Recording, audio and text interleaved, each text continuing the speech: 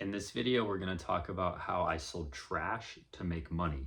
um, so there's a lot of people just that I've come across, not so much in the comment section or on YouTube, but just in real life, who always struggle with the concept of how you can kind of get ahead, financially specifically.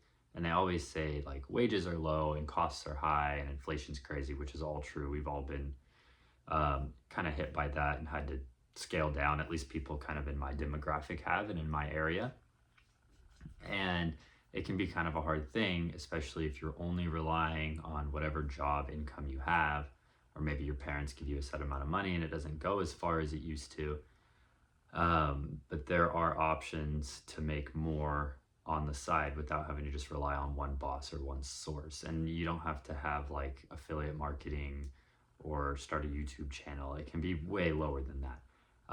Like I said, selling trash. So just this story is to kind of inspire or motivate you that you can kind of take control if you do need some extra money.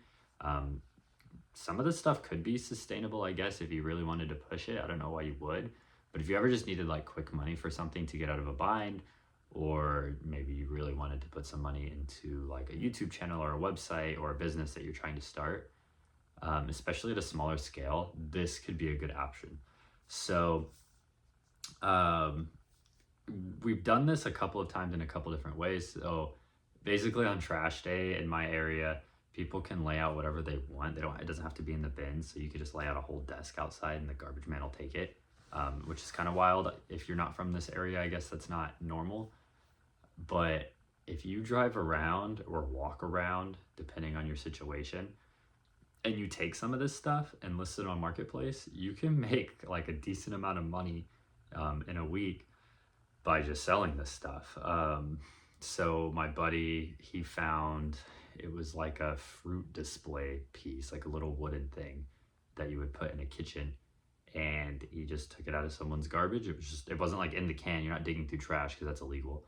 But if it's just sitting out, and sometimes they'll even say free on it, he just took it, put it on Marketplace, and made $15.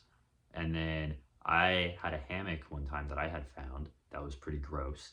And I just kind of knocked some of the rust off of it and touched it up with some paint and was able to sell that for $10. And then I had $10. And if you just look around, you see printers, or sometimes people put an old TV out or a desk. I found on Marketplace, actually, I found an entire coffee table. I ended up selling it for like $60. So you can get a decent amount of money, and obviously this isn't going to change anyone's lives, but it could help in a bind if you have this skill and you are aware of these opportunities and you're looking for them. You can make a little bit of extra side money that could help buy food or be put into ads, or maybe you can buy a new piece of equipment, right? Like a new mic is only $60 and I obviously really need one. Maybe I go do this, except I already have one. I just can't find my adapter, so that's why I'm not using it. But you see the point. If you stop looking at the state of the world and looking at it as something that's affecting you, just look at it as a circumstance that you just kind of have to figure out how to get around. And this is a great way to get around on a very small scale. Obviously, if something catastrophic, this isn't going to apply.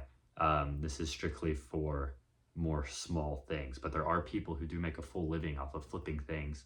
And obviously you have to buy stuff to sell it at a bigger scale, but you can start out on your own little scale by finding free things on Marketplace, finding things in people's trash. Another thing we've done is picked up metals when people throw away refrigerators or dryers or grills, cans, things like that. You can take those to a scrap shop and they'll buy it from you for X amount of cents per pound.